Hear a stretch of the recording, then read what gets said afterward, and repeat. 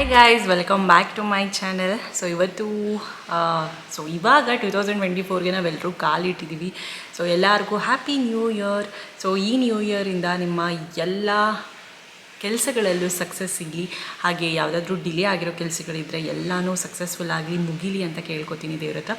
ಹಾಗೆ ನನ್ನ ಚಾನಲ್ಗೂ ಕೂಡ ಪ್ಲೀಸ್ ಸಪೋರ್ಟ್ ಮಾಡಿ. ಈ ವರ್ಷದಲ್ಲಿ ಇನ್ನೂ ಜಾಸ್ತಿ ಸಬ್ಸ್ಕ್ರೈಬರ್ಸ್ ಆಗಲಿ ಅಂತ ನಾನು ಏಮ್ ಇಟ್ಕೊಂಡಿದ್ದೀನಿ. ಸೊ ಅದು ನಿಮ್ಮಿಂದಲೇ ಸಾಧ್ಯ.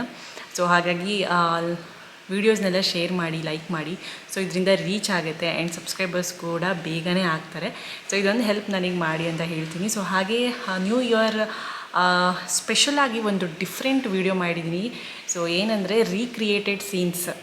ನನಗೆ ಫಸ್ಟು ಮೂವಿ ತುಂಬ ಇಷ್ಟ ಆಗಿರೋದು ಮೂವಿ ಅಂದರೆ ಯಶ್ ಮತ್ತು ರಾಧಿಕಾ ಪಂಡಿತ್ ಅವ್ರದ್ದು mister and misters Ramachari movie.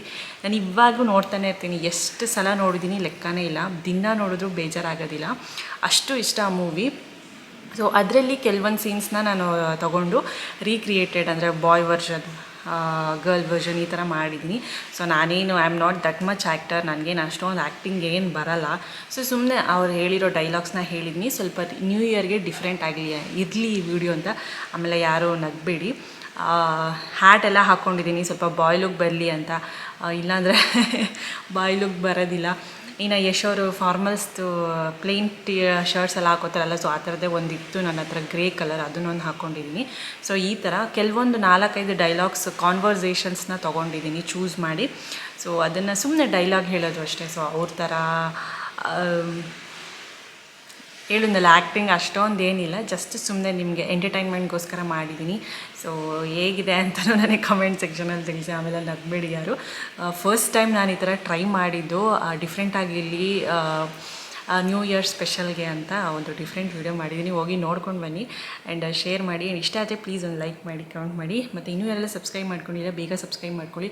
So ಮತ್ತೊಮ್ಮೆ ನಿಮ್ಮೆಲ್ಲರಿಗೂ ಹೊಸ ವರ್ಷದ ಹಾರ್ದಿಕ ಶುಭಾಶಯಗಳು. ಸೊ ಎಲ್ಲ ನಿಮ್ಮ ಕನಸುಗಳು ಈಡೇರಲಿ ಅಂತ ನಾನು ಬೇಡ್ಕೊತೀನಿ ದೇವರಲ್ಲಿ. ಹೋಗಿ ನೋಡ್ಕೊಂಡು ಬನ್ನಿ. ಹಾಗೆ ನಿಮ್ಮ ಕಮೆಂಟ್ಸ್, ನಿಮ್ಮ ಅನಿಸಿಕೆ ಏನು ಅನಿಸ್ತು ಕಮೆಂಟ್ ಸೆಕ್ಷನಲ್ಲಿ ತಿಳಿಸಿ. ಹಾಗೆ ಲೈಕ್ ಮಾಡೋದನ್ನು ಮರಿಬೇಡಿ. ಏನೋ ಪಕೋಡ, ನಿಮ್ಮ ಪ್ರಿನ್ಸಿಪಲ್ ಶ್ರೀನಿವಾಸ ಮೂರ್ತಿಗಳು ಚೆನ್ನಾಗಿದ್ದಾರಾ? ಆದರೂ ಮಾಡಿ ಈ ಡೊನೇಷನ್ ಇಲ್ದರೆ ಹೆಂಗೆ ಮಾಡಬೇಕು? ಅಯ್ಯೋ ಇಲ್ಲ, ಈ ಮೊಬೈಲ್ ಬಂದಮೇಲೆ ಹುಡುಗರು ಹಾಳಾಗೋದ್ರು.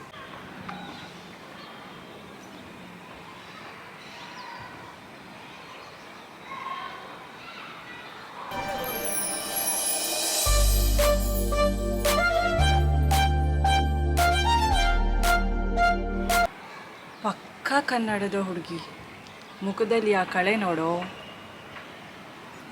ಸಾರಿ, ಬೇಜಾರು ಮಾಡ್ಕೋಬೇಡ. 10th ಫೇಲ್ ಆದಾಗಲೂ ಜೊತೆಯಲ್ಲಿದೆ, PUC ಡಿಬಾರ್ ಆದಾಗಲೂ ಜೊತೆಯಲ್ಲಿದೆ.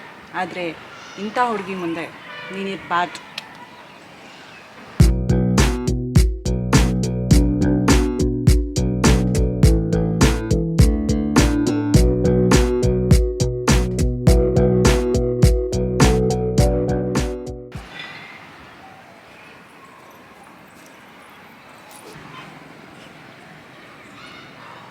ಕಾಲ ಕೆಟ್ಟೋಯ್ತು ಕಾಣಲ್ಲ ಪಕಡ. ಒಂದು ಕಾಲದಲ್ಲಿ ನಮ್ಮ ಹುಡುಗಿಗೆ ಒಂದು ಒಳ್ಳೆ ಹುಡುಗ ಸಿಗಲಿ ಅಂತ ಅನ್ಕೋತಾಯಿದ್ರು. ಆದರೆ ಇವಾಗ ಒಂದು ಹುಡುಗಗೆ ಒಂದು ಒಳ್ಳೆ ಹುಡುಗಿ ಸಿಕ್ಕರೆ ಸಾಕಪ್ಪ ಅಂತಿದ್ದಾರೆ. ಹುಡುಗರನ್ನ ದೇವರೇ ಕಾಪಾಡಬೇಕು. ಹತ್ರ ಸ್ವಲ್ಪ ಮಾತಾಡಬೇಕಿತ್ತು. ಬನ್ನಿ ಮಾಸ್ಟ್ರೇ, ಯು ಸ್ಟಾರ್ಟ್. ಯಾಕೋ ನೀವು ನನ್ನ ಸಿಮ್ ಕಾರ್ಡ್ ತೊಗೊಂಡು ಹೋದಾಗಿಂದ ನಂಗೆ ಫೋನೇ ಬರ್ತಾಯಿಲ್ಲ. ನೀವು ಹೋಗಿ 10 ನಿಮಿಷಕ್ಕೆ ಆದಮೇಲೆ ನಂಗೆ ಗೊತ್ತಾಯಿತು ನೀವು ತೊಗೊಂಡು ಹೋಗಿದ್ದು ಬರೀ ನನ್ನ ಸಿಮ್ ಮಾತ್ರ ಅಲ್ಲ, ನನ್ನ ಹಾರ್ಟ್ನ ಅಂತ. ಇನ್ಮೇಲೆ ಅನ್ನೋನ್ ನಂಬರಿಂದ ಮಾತ್ರ ಅಲ್ಲ, ಕಾಲ್ ಸೆಂಟರಿಂದ ಫೋನ್ ಬಂದರೂ ರಿಸೀವ್ ಮಾಡ್ತೀನಿ. ಮೊಬೈಲೇ ಅಲ್ಲ, ಪಬ್ಲಿಕ್ ಫೋನ್ ಬೂತಿಂದ ಮಿಸ್ ಕಾಲ್ ಕೊಟ್ಟರು ವಾಪಸ್ ಮಾಡ್ತೀನಿ. ಆಮೇಲೆ ನಿಮಗೆ ಯಾರಾದರೂ ಒಬ್ಬರು ಒಳ್ಳೆ ಲಾಯರ್ ಪರಿಚಯ ಇದ್ದರೆ ನನಗೊಂದು ಆ್ಯಂಟಿಸಿಪೇಟರಿ ಬೇಲ್ ಕೊಡಿಸಿ. ಯಾಕಂದರೆ ಯಾರಾದರೂ ನೋಡಿದ್ರು, ಗುರಾಯಿಸಿದ್ರು, ರೇಗಿಸಿದ್ರು, ಕಣ್ಣೆತ್ತು ನೋಡಿದ್ರು ಚಚ್ಚಾಕ್ಬಿಡ್ತೀನಿ. ಆಮೇಲೆ ನಾನು ಜೈಲಿಗೆ ಹೋದರೆ ನಿಮ್ಮನ್ನು ಯಾರು ನೋಡ್ಕೋತಾರೆ ಹೇಳಿ? ಏನೋ ಫ್ಲೋ ಅಲ್ಲಿ ಬರ್ತಾ ಇದೆ, ಟೆನ್ಷನ್ನಲ್ಲಿ ಸೆಂಟೆನ್ಸ್ ಫಾರ್ಮೇಷನ್ ರಾಂಗ್ ಇದ್ದರೆ ಅಡ್ಜಸ್ಟ್ ಮಾಡ್ಕೊಳ್ಳಿ. ನಿಮ್ಮ ಹೆಸರು ರಾಮಾಚಾರಿ ಅಂತ ಗೊತ್ತು, ನನ್ನ ಹೆಸರು ಮಾರ್ಗ್ರೆಟ್. ನಿಮ್ಮ ಅಪ್ಪ ಅಮ್ಮ ನಿಮಗೆ ಕಲಾ, ಚಂಚಲ, ಶೀಲಾ ಅಂತ ಏನು ಬೇಕಾದರೂ ಹೆಸರಿಟ್ಟಿರ್ಬೋದು. ಆಸ್ಟ್ರಾಲಜಿ, ನ್ಯೂಮರಾಲಜಿ ಪ್ರಕಾರ ಏನೋ ಬೀನೋ ಆ್ಯಡ್ ಮಾಡಿರ್ಬೋದು. ಆದರೆ ಇವತ್ತಿಂದ ನನಗೆ ನೀವು ಮಾರ್ಗ್ರೆಟ್. ನನ್ನ ಜೀವನದಲ್ಲಿ ಇಷ್ಟಪಟ್ಟಿರೋ ಮೊದಲನೇ ಹುಡುಗಿ ಮತ್ತು ಕೊನೆ ಹುಡುಗಿ ಎರಡು. ಇವತ್ತಿಂದ ನಾವು ನಿಮ್ಮವರು, ನೀವು ನಮ್ಮವರು. ಹಿಡಿತಿದೆ ಎಲ್ಲ ಕಡೆ ಇವನೇ ಕಾಣಿಸ್ತಾನೆ, ಇವನ ಜೊತೆನೇ ಮಾತಾಡ್ದಂಗೆ. ಕೋತಿಗೆ ಎಣ್ಣೆ ಕುಡಿಸ್ದಂಗೆ ಆಗಿದೆ ನನ್ನ ಕತೆ. ಅಯ್ಯೋ ಎಷ್ಟು ಆರಾಮಾಗಿದ್ದೆ, ಯಾಕಾದರೂ ಇವನು ಸವಾಸ ಮಾಡಿದ್ನು.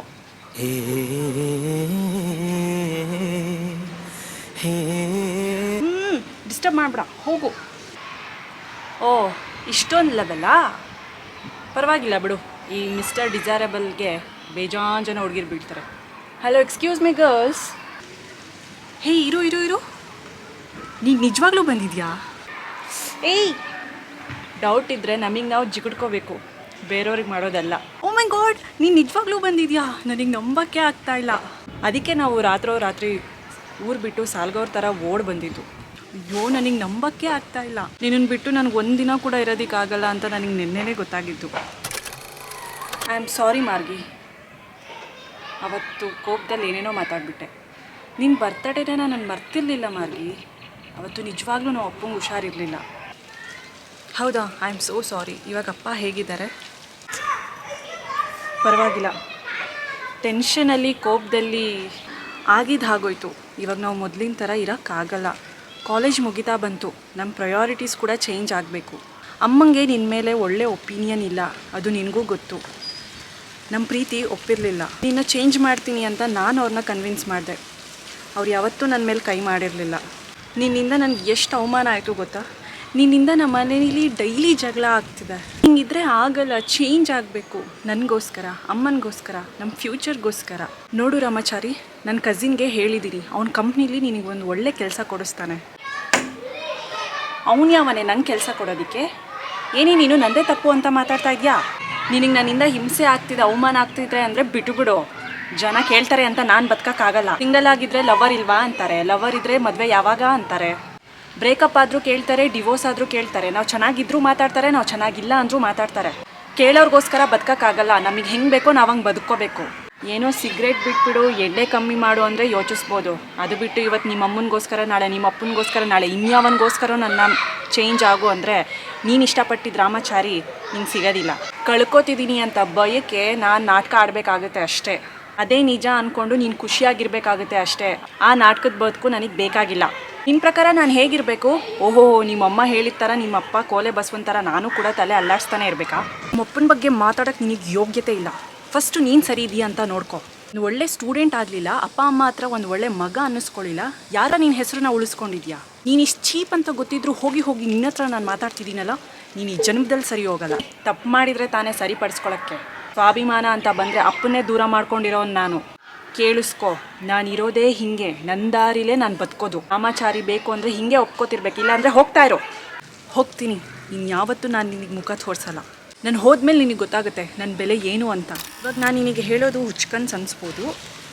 ನಮ್ಮ ಮದುವೆ ದಿನ ನವಿಲುಗಳು ನಮ್ಮನ್ನು ಸ್ವಾಗತ ಮಾಡಬೇಕು. ಕಾಮನ್ ಬಿಲ್ಲಿನ ಮೇಲೆ ನಾನು ನಡ್ಕೊಂಡು ಬರಬೇಕು. ನನ್ನ ಪ್ರತಿ ಹೆಜ್ಜೆ ಗುರುತು ನಮ್ಮ ಪ್ರೀತಿ ಸವಿ ನೆನಪನ್ನ ಸಾರ್ತಾ ನಮ್ಮ ಮದುವೆಗೆ ಸಾಕ್ಷಿ ಆಗುತ್ತೆ. ಇಷ್ಟು ದಿನ ನನ್ನ ಜೋಪಾನವಾಗಿ ಕಾಪಾಡ್ಕೊಂಡು ಬಂದ ನಿನ್ನ ಹೃದಯದಲ್ಲಿ ಶಾಶ್ವತವಾಗಿ ಉಳ್ಕೊಳ್ಳೋ ಅಂಥ ದಿನ ಅದು. ನಾವು ಸೇರ್ತಾ ಇದ್ದೀವಿ ಅನ್ನೋ ಖುಷಿಗೆ ನನ್ನ ಹೃದಯ ಜೋರಾಗಿ ಬಡ್ಕೊಳ್ಳೋದಕ್ಕೆ ಶುರು ಮಾಡುತ್ತೆ. ನಾನು ನಾಚಿಕೆಯಿಂದ ತಲೆ ಎತ್ತಿ ನೋಡಿದಾಗ ನೀನು ನನಗೋಸ್ಕರ ಕಾಯ್ತಾ ಇರ್ತೀಯ. ಹೋಗು ಅಂದರೆ ಬಿಟ್ಬಿಡ್ತೀಯಾ, ಮರ್ತೋಗು ಅಂದರೆ ಮರೆತು ಬಿಡ್ತೀಯಾ? ನಿನ್ನ ಮದುವೆ ಆಗ್ತಿಲ್ಲ ಅಂತ ಗೊತ್ತಿದ್ರು ಯಾಕೆ ಬಂದು ನನ್ನ ಮದುವೆನ ತಡೀಲಿಲ್ಲ? ನಮ್ಮ ಹುಡುಗಿ ಬಗ್ಗೆ ನನಗೆ ಗೊತ್ತಿಲ್ವಾ? ನಾನೇನಾದರೂ ಅಲ್ಲಿ ಬಂದಿದ್ದರೆ ನನ್ನ ಮೇಲಿನ ಸಿಟ್ಟಿಗೆ ನೀನು ಅವನೇ ಮದುವೆ ಆಗಿಬಿಡ್ತಿದ್ದೆ. ಅದಿರಲಿ, ನಾನು ಇಲ್ಲಿದ್ದೀನಿ ಅಂತ ನಿನಗೆ ಯಾರು ಹೇಳಿದ್ದು?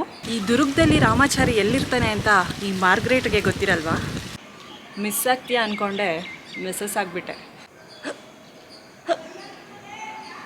ಅಯ್ಯೋ, ಇಲ್ಲಿ ನೀರು ಇಲ್ವಲ್ಲ? ಇದು ಆ ಬಿಕ್ಕಳಿಕೆ ಅಲ್ಲ, ಅದು ರಾಮಾಚಾರಿ.